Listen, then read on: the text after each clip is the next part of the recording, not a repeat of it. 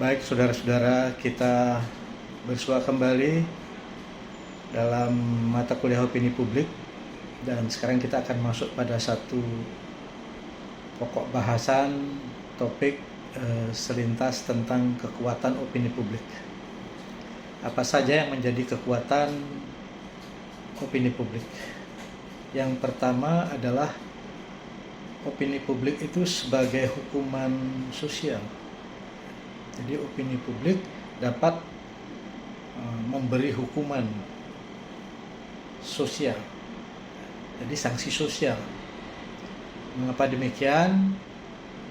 Karena dengan adanya opini publik ini akan dapat memberikan satu sanksi berupa rasa malu atau rasa dikucilkan oleh masyarakat atau kelompok orang terhadap orang tertentu atau sekelompok orang. Mungkin karena satu perbuatannya, suatu aktivitas yang dilakukan sehingga mendapat semacam serangan opini yang kemudian sampai mempermalukan yang bersangkutan. Selain perseorangan misalnya juga bisa sanksi atau hukuman sosialnya bisa diterima oleh para pejabat misalnya. Jadi para pejabat yang mendapat tuduhan-tuduhan tertentu yang tidak melaksanakan sebagai pejabat publik dengan baik, melakukan korupsi, ada tuduhan-tuduhan korupsi misalnya. Nah, ini bisa mendapat opini buruk oleh masyarakat, baik itu nanti serangannya di media massa ataupun di media sosial, ya, bisa saja terjadi seperti itu. Nah, sehingga ini akan menimbulkan tekanan psikologis terhadap orang ini atau pejabat ini. Dan tidak hanya pejabat itu, juga mungkin tekanan psikologisnya akan berimbas pada keluarganya dan sebagainya. Itu kan luar biasa efeknya. Kemudian yang kedua, kekuatan opini publik itu adalah bisa sebagai pendukung berlakunya norma atau nilai-nilai sopan santun dan susila yang ada dalam masyarakat. Jadi opini publik itu sebetulnya berfungsi untuk mengingatkan masyarakat, ya, terhadap norma-norma yang berlaku, apalagi kaidah-kaidah yang masih kuat dijunjung tinggi di dalam masyarakat, ya.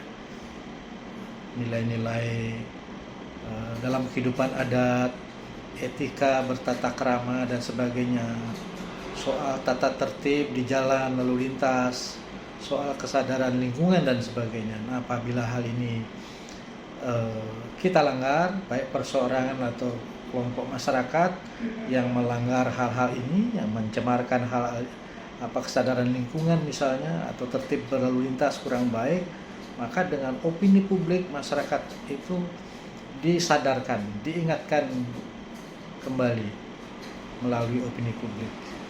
Nah, sehingga opini publik ini sebenarnya sebagai media untuk mengkritik, untuk mengingatkan akan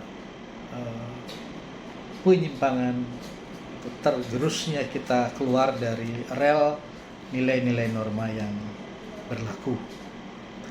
Nah, kemudian yang ketiga, opini publik itu dapat mempertahankan atau dapat menghancurkan institusi. Jadi eksistensi sebuah lembaga itu bisa eksis atau bisa juga terdegradasi, bahkan hancur, karena ada opini publik yang menyerang.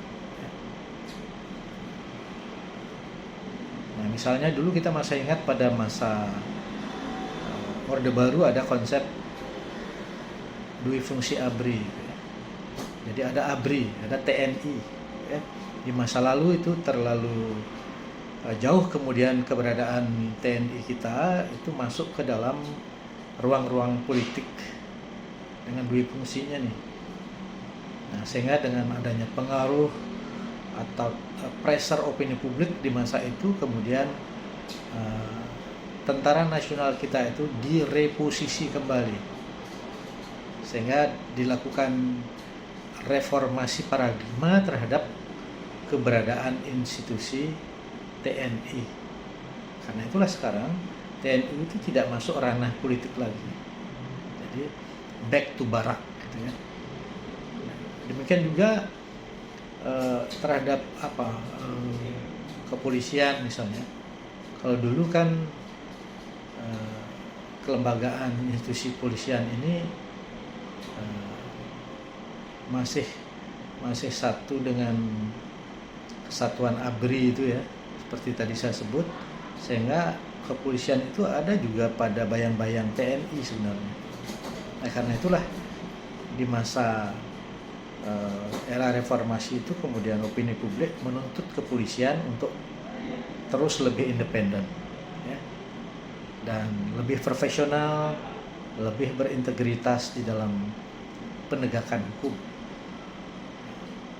Ini yang terjadi, sehingga polisi sekarang sudah punya posisinya yang lebih fokus dalam penanganan penegakan hukum dan pembinaan ketertiban dalam masyarakat.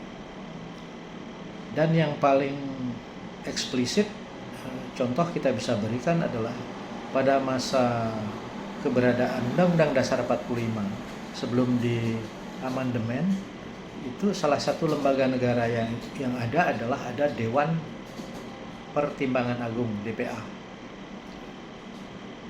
Nah, eksistensi DPA inilah kemudian disoroti oleh masyarakat ya, oleh berbagai kalangan. Jadi ini ada opini publik yang sangat masif ya, yang sangat kuat. Ada opini publik yang mengkritik lembaga ini karena institusi ini ya lebih banyak anggota-anggotanya adalah orang-orang yang sebelumnya para pejabat yang tidak dapat jabatan lagi, sehingga ditarik ke pusat, dikumpulkan menjadi anggota Dewan Pertimbangan Agung, sehingga fungsinya sebenarnya tidak efektif ya, dan tidak efisien DPA ini, karena hanya memberikan pertimbangan kepada presiden, pertimbangannya boleh digunakan atau tidak, di mana anggotanya banyak, sehingga dari segi efisiensi finansial itu sebenarnya membebani negara yang sangat besar. Nah, karena itulah sekarang tidak ada lagi DPA, cukup ada penasihat presiden, sehingga lebih efektif, lebih efisien. Nah, karena itulah di era amandemen Undang-Undang Dasar 45 berkat adanya opini publik, maka keberadaan lembaga DPA dihapus ya. Itu salah satunya adalah karena adanya opini publik yang luas dalam masyarakat yang memberikan pressure, sehingga kelembagaan ini tidak dipertahankan lagi. Nah, itu karena kekuatan opini publik ya. Namun tidak sekedar mendapat tekanan, tapi karena juga ada rasionalitasnya. Jadi opini publik yang berlandaskan rasionalitas ya, dan ada dasar-dasar argumentasi hukumnya, nah, itu bisa diterima. Nah, kemudian kekuatan opini publik yang terakhir itu adalah opini publik itu dapat mempertahankan atau melestarikan serta menghancurkan kebudayaan. Nah, jadi keberadaan opini publik itu bisa mempertahankan. Jadi jika mana ada nilai-nilai kebudayaan, ada kesenian yang mulai tergerus, mulai tidak diperhatikan, atau mendapat pelecehan dari oknum masyarakat ya, atau individu, nah inilah opini publik ini biasanya membela ya, untuk melestarikan satu kesenian yang mulai terpinggirkan, tapi itu kesenian yang penting, yang sakral misalnya, yang mulai terpinggirkan, dengan opini publik ini bisa eksis kembali.